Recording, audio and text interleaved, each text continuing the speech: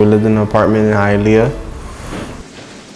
Typical Hispanic family struggling.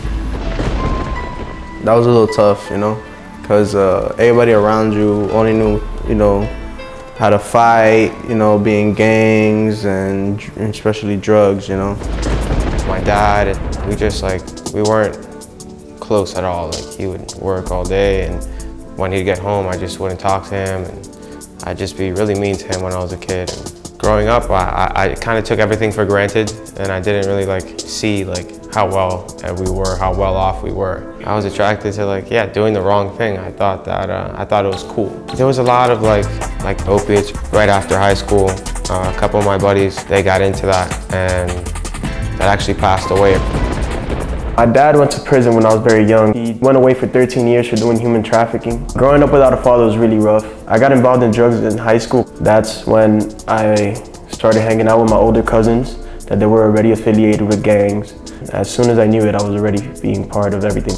When I was already 14, 15, I've already been stabbed twice.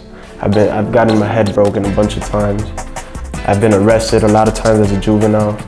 I was playing both sports. I was a star athlete. So I started using cocaine, I started drinking a lot. Marijuana was always there since I was younger. I started selling it. I got kicked out of school because they found a gun clip in my locker and an ounce of marijuana.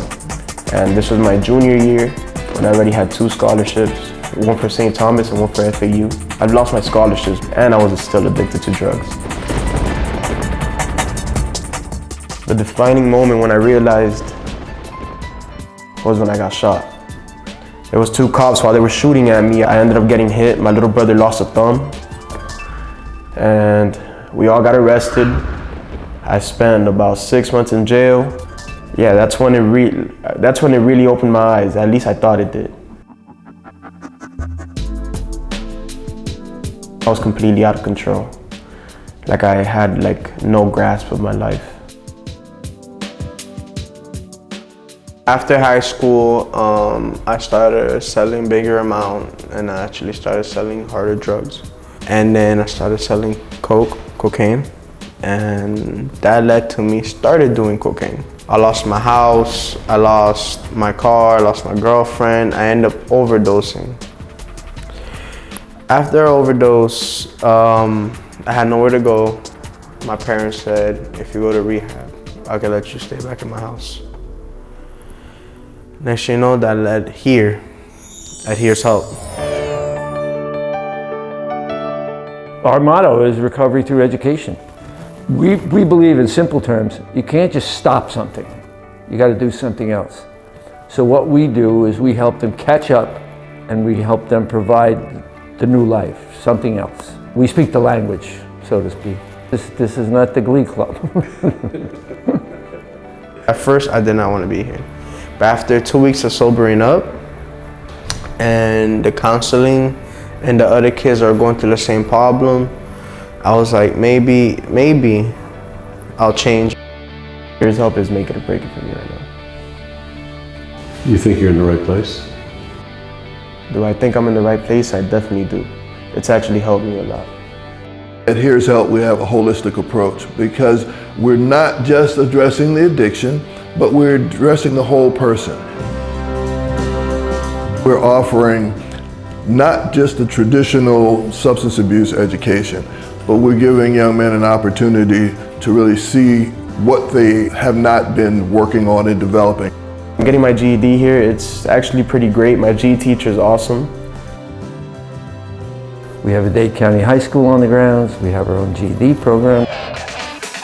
We find that when they're introduced to music and art and science and photography, these things, they really do develop, and they develop a self-confidence that allows them to want to do more. I found photography while I've been in here, which has been really cool. I have a great teacher, Lang. He's awesome. He shows us all types of stuff about photography. 3 months into the program, I was doing culinary. I was good at cooking. I liked it. I love eating. I love cooking food. It's like an art to me. Chef, she always has our tasks for the day. which everybody has their specific task of something they have to do, which are their chores, their chores. We have a culinary program which was started by the great Pepe Badia Spices and Publix supermarkets. They get their food handler's license, their food manager's license, and then they can get rapidly into the workforce and get busy. There's no exempt population. Drugs and alcohol from the White House to the outhouse. It's there, you can't stop it, it's everywhere. I was put in the horticulture agriculture program and I ended up falling in love with it. We learned a lot about large-scale agriculture, small-scale permaculture, with the things that we have in the garden and whatnot. These are the strawberries here. We planted them about a month and a half ago. Had I not been here and here's help, I could have been dead, robbed, broke on the street. So I'm glad that I came here, and like ever since I've come here, I've realized like so many of the things that I've done wrong when I was in the house, and I've apologized to all the people that I've hurt and told them how I'm gonna do better. So that's kind of like helped me spiritually and physically too, just being in here. When I get out of here, I want to start college and I want to start studying bioengineering, and I want to see where life takes me from there. By you donating here to Here's Help, you're saving these boys' lives, and you may also be saving someone in your own family that needs help. If I can help one of these boys here, it's a home run. It's a home run for me.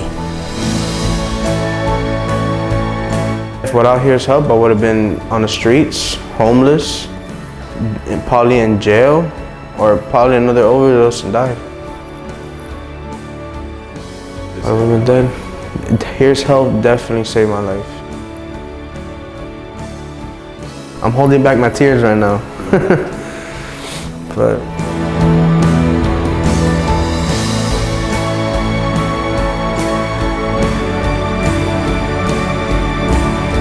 I don't really have the words to say thank you, but from the bottom of my heart, thank you for really saving my life. Without you, I wouldn't be here.